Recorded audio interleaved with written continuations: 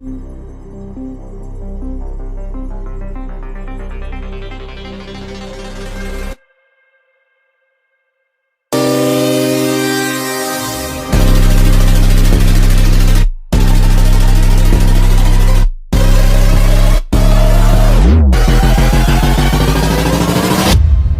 Hey this is Rahul Singh Thakur, welcome to my channel ambitious Rahul. So आज की जो वीडियो है ये है नीट एस्पिरेंट्स के लिए कि क्या चीज नहीं करना है हमको जब हम टेस्ट सीरीज दे रहे हैं या देने जा रहे हैं। ठीक है, सभी चीजों के बारे में बात करेंगे और ये भी बताऊंगा कि कौन सी टेस्ट सीरीज खरीदना है आप लोगों को। तो चलिए इस वीडियो को शुरू करते हैं और कुछ अमेजिंग सीखते हैं। सो सबसे पहली चीज, टेस्ट सीरीज किसके लिए। ठीक है, बहुत सारे प्लेटफॉर्म है, तो मैं सबसे पहले जो प्रीफरेंस में नंबर 1 में डालता हूँ वो है एलएन, सेकंड नंबर पे आकाश। ठीक है, बिकॉज मेरे कुछ सीनियर्स है वो एएफएमसी में है और that lady Harley college Delhi. ठीक है, वहां भी कुछ सीनियर्स है। सो बेसिकली उनसे मैं बात किया था कि कौन कौन सी टेस्ट सीरीज बहुत ज्यादा इफेक्टिव होती है और अच्छी होती है, जिससे एक्चुअली हमको क्या चाहिए, हमको क्वालिटी से मतलब है। ठीक है, जो क्वालिटी प्रोवाइड करे और वो क्वालिटी हमारे नीट एग्जामिनेशन में हमको मिले। ठीक है, सो बेसिकली क्वालिटी की बात है तो ये दोनों बहुत ही अच्छे हैं। ठीक है, सेकेंड चीज जो मैंने देखी, जो मैंने सुनी एंड जो मैंने थोड़ा उसके ऊपर भी मैंने रिसर्च किया कि जो अरिहंत का क्वेश्चन पेपर आता है, अरिहंत का जो 40 इयर्स क्वेश्चन पेपर आता है, ठीक है, वो बहुत ज्यादा इफेक्टिव होता है। एग्जाम्स के कुछ दिन पहले अगर आप उसको पूरा सॉल्व करें या पढ़े या रेगुलरली आप 2 से 3 पेपर उसको सॉल्व करते हैं तो ठीक है, ये आता है सब्जेक्ट वाइज, जैसे केमिस्ट्री हो गया, फिजिक्स हो गया, बायोलॉजी हो गया। ठीक है, इस हिसाब से आता है और बहुत ही ज्यादा इफेक्टिव होता है बिकॉज आपको एक ही जगह पूरे क्वेश्चन पेपर जो प्रीवियस 40 इयर्स टू 50 इयर्स में आए हुए वो एक ही जगह मिल जाती है। ठीक है, सो ये बहुत ज्यादा इफेक्टिव हो जाता है एग्जाम्स के पहले। तो आप इसको भी मार्केट से ले सकते हैं या मैं ऐसा करता हूँ डिस्क्रिप्शन में लिंक डाल दूंगा, आप वहां भी देख सकते हैं। ठीक है, सो ये दोनों चीज बहुत ज्यादा इंपॉर्टेंट है। ठीक है, ये टेस्ट सीरीज के बारे में बात की थी मैंने। ठीक है, सो टेस्ट सीरीज के बारे में बात कर ली और हमने बुक्स के बारे में बात कर ली जिसमें प्रीवियस 40 टू 50 इयर्स के क्वेश्चंस थे। ठीक है, सो ये चीजों की मैंने बात कर ली। अब जो मेन मुद्दा है वो है टेस्ट सीरीज। ठीक है, टेस्ट सीरीज चलो हम देंगे बट कैसे। ठीक है, क्योंकि कई लोग क्या होते हैं जिनका बहुत ज्यादा प्रिपरेशन नहीं हुआ रहता है। ठीक है, बहुत ज्यादा पढ़ाई नहीं हुई रहती है, फिर उनको लगता है कि यार मैंने कुछ पढ़ा ही नहीं, आप टेस्ट सीरीज में कैसे दूं। ठीक है, कई लोग ये सोचते हैं ठीक है ज्वाइन करके सोचे जिस दिन कंप्लीट कर लेंगे उस दिन जाएंगे और उस दिन देके आएंगे। ठीक है, और वो दिन कभी आते ही नहीं, क्योंकि बिकॉज सिलेबस इतना वाइड होता है, इतना वाइड होता है कि पूरा at it one time finish करना इट्स इम्पॉसिबल। ठीक है, आपको कम से कम मिनिमम 2 से 3 महीना लग जाएंगे बिकॉज जो उसका शेड्यूलिंग होता है उसमें ऐसे ऐसे टॉपिक्स रहते हैं। ठीक है, अगर आपका 5 टॉपिक हो गया लेकिन उसमें 2 टॉपिक आप नहीं पढ़े होंगे, ठीक है, या आप के टीचरों ने नहीं पढ़ाया होगा, ऐसा होता है बेसिकली। सो आपको क्या करना है, आपके जितने टॉपिक्स आपने कवर कर लिए सिर्फ उतने का ही टेस्ट देना है। ठीक है, जैसे आपका फर्स्ट टेस्ट होने वाला है 25 दिसंबर को। ठीक है, 2020 की बात कर रहा हूँ। ठीक है, अब इसमें आपको फिजिक्स का टॉपिक दिया गया, केमिस्ट्री का टॉपिक दिया, बायोलॉजी का टॉपिक दिया कि ये टॉपिक्स आएंगे। ठीक है, अब फिजिक्स, केमिस्ट्री, बायोलॉजी, ठीक है, इसमें से लिखा है 10 टॉपिक इसमें से आएंगे, 10 टॉपिक इसमें से आएंगे, 10 टॉपिक इसमें से आएंगे। बट आपका कवर कितना हुआ, सिर्फ 5 कवर हुआ है, इसमें आपका 6 कवर हो गया, इसमें आपका 8 कवर हो गया। तो अब ये रोते नहीं बैठना है कि इसमें का 5 कवर नहीं हुआ तो नहीं जाऊंगा पेपर देने, या इसमें रोते नहीं बैठने की 4 टॉपिक नहीं हुआ नहीं जाऊंगा मैं। ठीक है, जितना हुआ है उतना ही जाके दो। ठीक है, जितने टॉपिक्स की प्रिपरेशन हुई है उतने टॉपिक्स का ही आप टेस्ट दो जाके, ताकि आपको पता चले कि ये 5 टॉपिक्स तो मैंने अच्छे से कवर किए थे, या 6 टॉपिक जो मैं केमिस्ट्री में कवर किया हूँ उसमें मैं कितना अच्छे से कवर किया, उसके क्वेश्चन बन भी रहे कि नहीं, मैं बस आगे आगे का पढ़ते जा रहा हूँ, पीछे का पूरा गुल होते जा रहा है। ठीक है, ऐसा नहीं करना है। बेसिकली जितनी चीजें आपने पढ़ रखी है आप दे दो एग्जाम। ठीक है, मेरा एक दोस्त था, उसको फिजिक्स और केमिस्ट्री में इंटरेस्ट था एंड मैं पीसीएम वाला हूँ बेसिकली, तो मैथ्स में उतना इंटरेस्ट था नहीं। ठीक है, तो इसमें से 10 टॉपिक, इसमें से 10 टॉपिक और इसमें जो 10-10 टॉपिक मान लेते जो आते, तो इसमें था क्या करता था, बस इसी का 10 पढ़ के जाता था, इसमें का उतना नहीं पढ़ता था, वो सिर्फ इसी को बनाता था।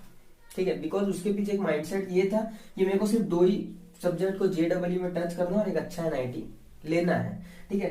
बट मैं आप लोगों को ये चीज सजेस्ट नहीं करूंगा कि आप लोग एक टॉपिक को मत छोड़ दो, बिकॉज कंपटीशन अगर JEE से देखे हम नीट में तो बहुत ही ज्यादा, बहुत ही ऑसम, सुपर फाड़ू लेवल का कंपटीशन है, ठीक है। सो आपको हर सब्जेक्ट को पढ़ना बहुत ज्यादा जरूरी है, ठीक है। तो इसका मतलब आप हर सब्जेक्ट का टेस्ट दो, ठीक है। जरूरी नहीं है पूरा 100% सिलेबस कवर करके जाओ, 60 to 70% भी कवर करके जा रहे हो, लेकिन उसमें अपने आप को देखो कि आपकी कैपेसिटी कितनी अच्छी हुई है, आपकी एक्सीलेंस उस टॉपिक पे कितनी अच्छी है, ठीक है। सो ये बहुत ज्यादा इंपॉर्टेंट है और बहुत ज्यादा टफ नहीं है चीजें, ठीक है। बेसिकली बायोलॉजी को तो ये बोला जाता है कि मोस्ट स्कोरिंग सब्जेक्ट है, ठीक है। तो बायोलॉजी बहुत अच्छे से दो और हमेशा पहले अटेम्प्ट करो बायोलॉजी को, उसके बाद आप अटेम्प्ट करो फिजिक्स को, उसके बाद आप करो केमिस्ट्री को।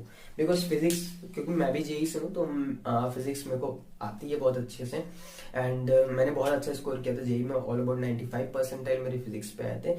सो फिजिक्स ऐसा सब्जेक्ट है कि आपको उसमें थ्योरी न्यूमेरिकल दोनों की प्रैक्टिस बहुत अच्छे से होनी चाहिए, ठीक है, तभी आप बहुत अच्छा स्कोर कर पाते हैं।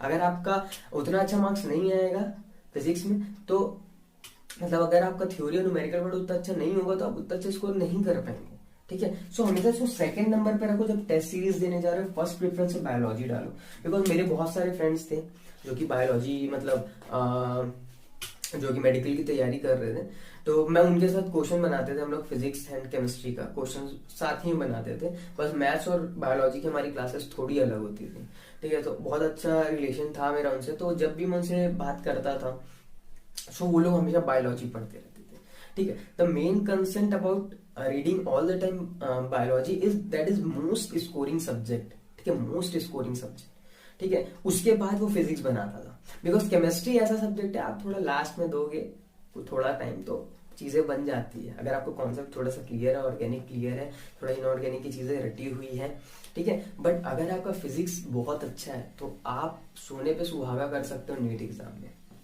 ठीक है, वही चीज है। सो आप क्या करो, बायोलॉजी और फिजिक्स को एकदम पकड़ के रखो, ठीक है, एकदम पकड़ के रखो चीजों को, बिकॉज ये सारी चीजें बहुत ज्यादा आपके मार्क्स को बूस्ट कर देगी और बहुत ही अच्छा रिजल्ट लाने में आपकी मदद करेगी, ठीक है। सो बायोलॉजी फिजिक्स को बिल्कुल नहीं छोड़ना और हमेशा बायोलॉजी को फर्स्ट प्रेफरेंस देना। मैं इसलिए बोल रहा हूँ because she is in AFMC right now, and वो बायोलॉजी पहले बनाती थी, एंड मेरा एक दोस्त और था उसको अभी वो एक्चुअली स्टेट गवर्नमेंट को स्टेट में है उनका कॉलेज, आई थिंक कॉलेज का थोड़ा मैं नाम भूल रहा हूँ उसके, वो भी बहुत अच्छे कॉलेज में। सो वो भी पहले बायोलॉजी देन फिजिक्स ऑप्ट किया था, मतलब पहले बायोलॉजी और फिजिक्स बनाया था। और मैं जस्ट टेस्ट सीरीज भी जब होती थी मैं थोड़ा बात करता ही था, सभी से बात करता था कैसा गया, हम लोग मिलके सॉल्व करते थे पेपर। सो फर्स्ट प्रेफरेंस वो लोग हमेशा बायोलॉजी फिजिक्स को ही देते थे, ठीक है, मतलब बायोलॉजी और सेकंड प्रेफरेंस फिजिक्स को देते थे। तो आप भी वैसा सॉल्व करो टेस्ट सीरीज में। मैं आप टेस्ट सीरीज की बात कर रहा हूँ ना, इसलिए थोड़ा प्रेफरेंस ऑर्डर भी बता रहा हूँ, ठीक है, कि किस चीज को प्रेफरेंस पहले दो।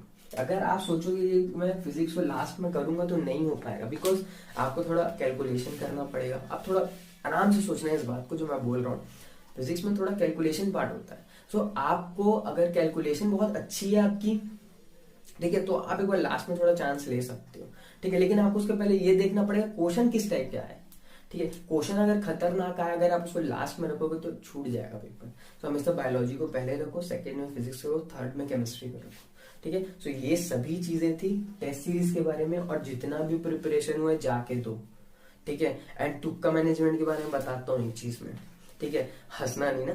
तुक्का मैनेजमेंट इज एक्चुअली नॉट तुक्का मैनेजमेंट, ओके।